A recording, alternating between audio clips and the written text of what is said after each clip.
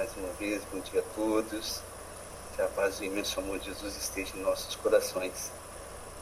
Hoje nós vamos refletir um pouco sobre a questão dos pensamentos e sobre a importância de nós vigiarmos aquilo que pensamos. Porque muitas vezes nós nos preocupamos com as nossas atitudes, nós pensamos com aquilo que falamos, mas às vezes nós esquecemos de vigiar os pensamentos. E Jesus recomendou isso também, né? Quando ele disse orar e vigiar, ele estava também se referindo aos pensamentos também. Em alguns momentos ele nos alertou também para essa questão. Isso porque o pensamento, ele é uma força, ele é uma energia. E essa energia do pensamento, tanto ela pode construir quanto destruir, dependendo do tipo de pensamentos que nós mantemos, né? Da utilização que nós fazemos dele. Hoje em dia é muito comum nós nos preocuparmos com a poluição do ambiente, né? Com a questão ambiental, dos lixos, etc. Mas nós podemos dizer que assim como existe a poluição do ambiente, existe também uma poluição mental. Porque, de uma certa forma, é mais comum as pessoas alimentarem pensamentos negativos que vão poluindo a atmosfera do nosso planeta. E muitas vezes essa poluição ela se torna insuportável. Então, por isso que às vezes, quando nós percebemos determinadas situações, em determinados momentos, é como se a gente sentisse o pensamento meio turvo, como se tivesse uma certa turbação mental. E quase sempre, às vezes, essa sensação ela melhora quando vem, por exemplo, uma chuva. Porque a chuva tem essa capacidade, às vezes, de limpar a atmosfera, né? Tanto do ponto de vista físico, quanto também do ponto de vista espiritual também. Então, assim como nós temos essa preocupação com o meio ambiente, nós temos também que ter essa preocupação com os tipos de pensamentos que nós alimentamos. Então, poderíamos parar para pensar que tipo de pensamentos que eu tenho lançado na atmosfera do planeta. Pensamentos positivos, de amor, de paz, de harmonia, ou pensamentos negativos, de ódio, de mágoa, de ressentimentos, né? E é importante a gente pensar sobre isso, porque dependendo do tipo de pensamentos que nós lançamos, esses pensamentos eles podem causar malefícios, tanto em nós quanto nos outros, nas outras pessoas também. Podem influenciar as outras pessoas. Porque quando nós emitimos, por exemplo, pensamentos de ódio para uma pessoa, é como se nós estivéssemos emitindo dardos ou flechas que atingem essa pessoa espiritualmente, né? E quando nós fazemos isso, estamos faltando com a lei de caridade, com a lei de amor que Jesus com a lei de amor que Jesus nos trouxe, que é reforçada pelos espíritos superiores também, né, no livro dos Espíritos. E o Espiritismo vem nos esclarecer sobre o funcionamento do pensamento, né? E aí a gente pode perceber que existe, inclusive, assim, uma certa continuidade, existe uma continuidade entre os ensinamentos da primeira, da segunda e da terceira revelação. A primeira revelação foi Moisés. Então, Moisés nos trouxe os 10 mandamentos. E um desses mandamentos, Moisés recomenda, que Moisés nos trouxe, ele recomenda que um dos mandamentos, que nós não devemos praticar o adultério. Então, não adulterar, foi um dos mandamentos que Moisés nos trouxe. Mas era algo concreto, né? Fisicamente falando. E Jesus veio acrescentar, dizendo que nós devíamos mesmo evitar o pensamento de adultério, né? Então, quando Jesus, podemos dizer que Jesus amplia o ensinamento de Moisés, o mandamento, porque ele fala que quando um homem pensa numa mulher com maus sentimentos por ela, ele já cometeu adultério com ela em seu coração. Então, Jesus nos chamava a atenção nessa passagem para nós vigiarmos os nossos pensamentos, né? Vigiarmos os sentimentos, mas também vigiarmos os pensamentos. E o Espiritismo complementa esse ensinamento, porque ele vem nos ensinar que aquilo que nós pensamos fica plasmado na atmosfera. Então, é o que se chama de ideoplastia, é uma ideia que toma forma. Então, a gente percebe o seguinte, que Kardec nos fala que quando nós emitimos um pensamento, é como se ele ficasse aquela imagem ficasse próximo da nossa atmosfera mental. Ele chamou esse processo de fotografia do pensamento. Então, muitos continuadores de Kardec, inclusive, fizeram testes e realmente pediram uma pessoa, por exemplo, para pensar num determinado objeto, pensar fortemente naquele objeto, e eles desenvolveram uma espécie de câmera fotográfica que registrava esses pensamentos. Então, ou seja, o pensamento é algo concreto, né, que era possível, inclusive, de ser fotografado, né? Então, Kardec nos alerta, por exemplo, que no livro A Gênesis, ele fala que quando um homem pensa, por exemplo, ele planeja fazer um assassinato, cometer um crime, ele está plasmando na atmosfera aquela ideia que ele está tendo, aquele planejamento. E isso faz com que os espíritos que se afinem com aquela ideia, que tenham afinidade com aquele tipo de pensamento, eles se aproximam e passam, inclusive, a influenciar aquele homem. Inspirar pensamentos para ajudar no planejamento e, inclusive, a concretizar aquilo que foi pensado. Então, ou seja, nós atraímos companhias espirituais de acordo com aquilo que nós pensamos. Então, o nosso pensamento, ele atrai para junto de nós espíritos que vão depender, essas companhias, elas vão depender da qualidade dos pensamentos que nós temos. Bons pensamentos vão atrair para junto de nós bons espíritos. Mas, por outro lado, pensamentos negativos, maus pensamentos, vão atrair espíritos inferiores para próximo de nós, por uma questão de sintonia. E é assim que, muitas vezes, muitas coisas que nós pensamos, elas acabam se concretizando, sejam algo positivo, seja algo negativo, né? E o pensamento é uma energia tão poderosa que ele influencia, inclusive, as células do nosso corpo. Ele influencia o nosso corpo físico. As células reagem aos nossos pensamentos, assim como os outros seres também. Já foram feitos vários experimentos mostrando, por exemplo, que as plantas, elas são sensíveis ao tipo de pensamentos e sentimentos que nós emitimos, né? Então, e isso por quê? Porque o que transmite o pensamento é o fluido, né? Assim como o ar, Kardec fala que assim como o ar é o veículo do som, o veículo do pensamento, um pensamento se transmite a uma outra pessoa, a um outro ser, através do fluido.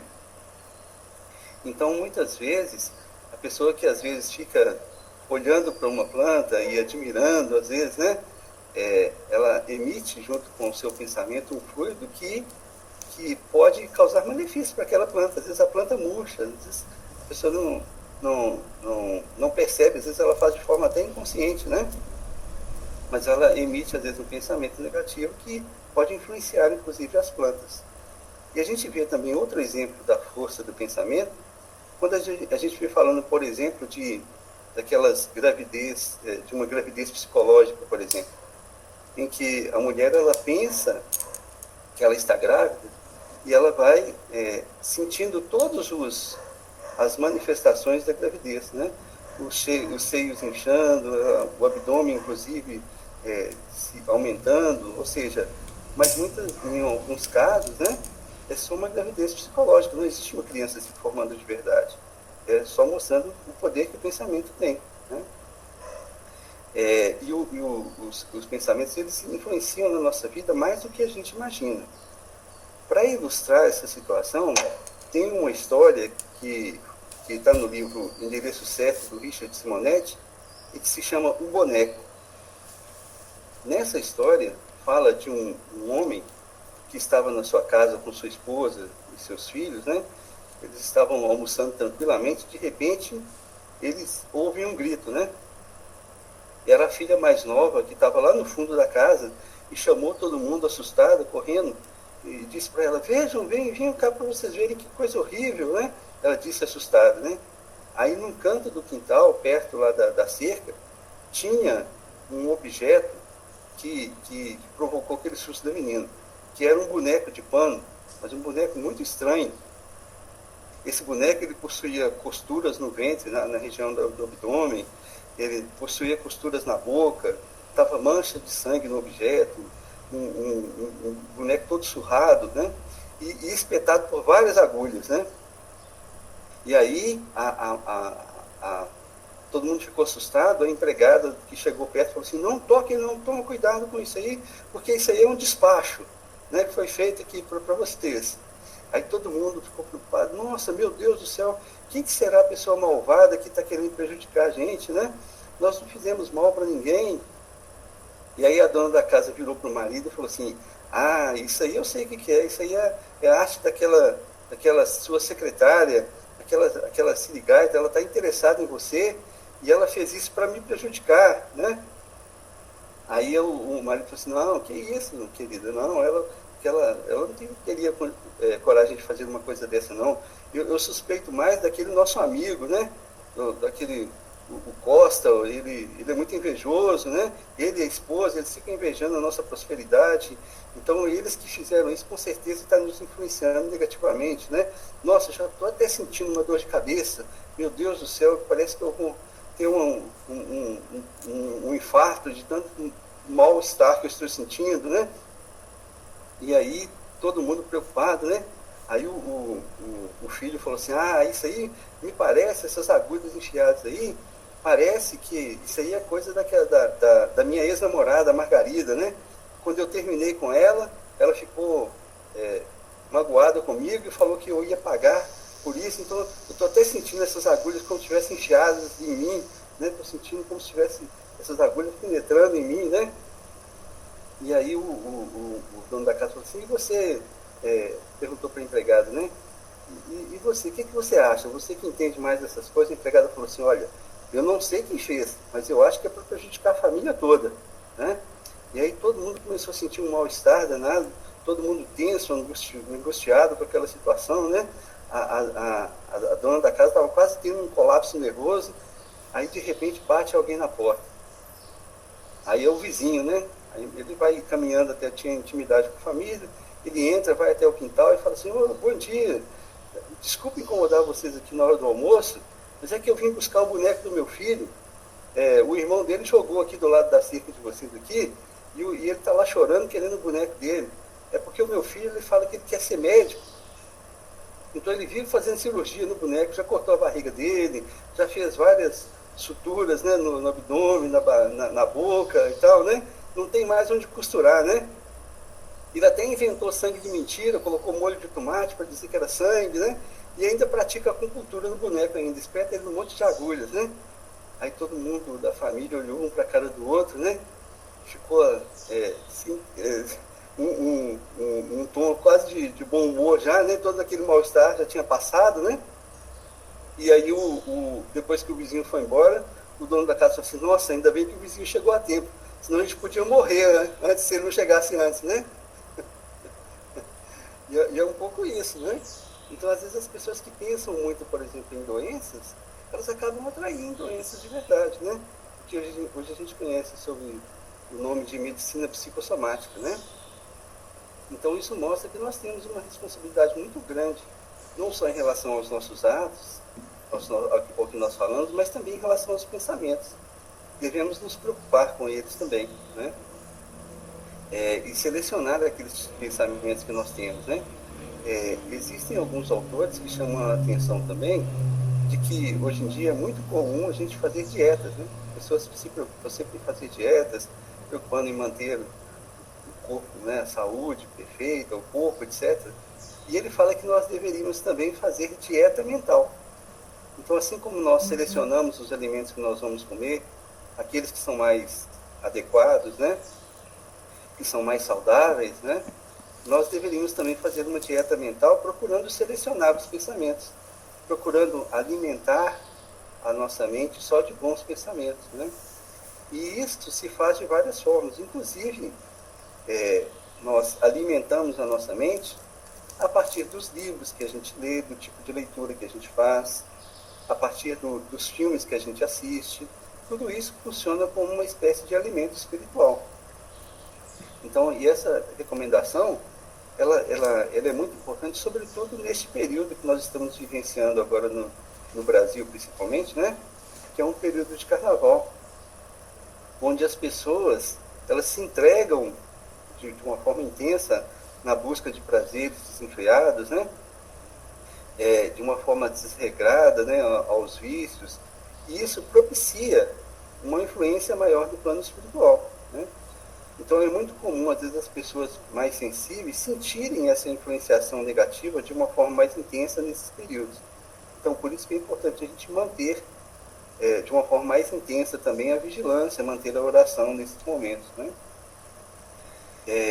E é importante também que a gente esteja atento sobre os nossos pensamentos, porque o Evangelho segundo o Espiritismo ele nos fala que todo pensamento mal ele resulta de uma imperfeição da alma. Então, se nós temos maus pensamentos, é sinal que nós temos imperfeições que nós precisamos combater. Então, quando vier algum pensamento negativo à mente, né, isso mostra o tipo de pensamento que nós cultivamos, ele demonstra o nosso grau de progresso, o grau de aperfeiçoamento que nós nos encontramos, né? Então ele fala que aquelas pessoas que se comprazem nos maus pensamentos, elas estão ainda num grau muito inferior. Aquelas que já combatem os maus pensamentos, elas estão num caminho, né? E até o ideal é a gente chegar ao ponto de que a gente só cultive bons pensamentos, né? De forma plena. E uma das formas de trabalhar os pensamentos, né? Porque é muito comum a gente falar assim, se alguém fala assim, olha, não pensa no carnaval. Aí a gente vai ficar o tempo todo pensando no carnaval, não é? Porque a gente acaba reforçando, né? Então a melhor forma de combater os maus pensamentos não é eu falar assim, não quero pensar nisso, porque senão eu vou acabar reforçando aquilo, né?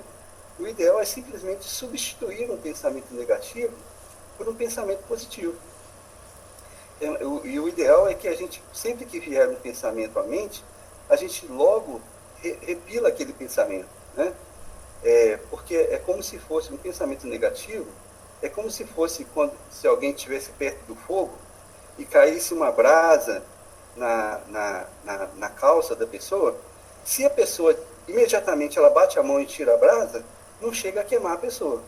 Agora, se ela deixar aquela brasa por muito tempo, vai, além de estragar a roupa toda, vai queimar a pessoa, né? Então, a mesma coisa em relação aos pensamentos. Então, sempre que vier um pensamento negativo, o ideal é que a gente imediatamente já repila aquele pensamento, pensando em algo positivo, pensando em algo bom. A melhor forma é pensar em Deus, pensar na sua bondade, pensar no seu amor por nós, pensar no quanto Ele nos ampara, nos fortalece, ou pensar em Jesus, nos seus ensinamentos, né? No quanto Ele nos veio trazer também através do seu Evangelho, da sua mensagem de amor. Então, a melhor forma de lidar com os pensamentos negativos é substituindo por bons pensamentos. Então, que possamos, sobretudo nos momentos mais difíceis, né, nós procurarmos exercitar isso.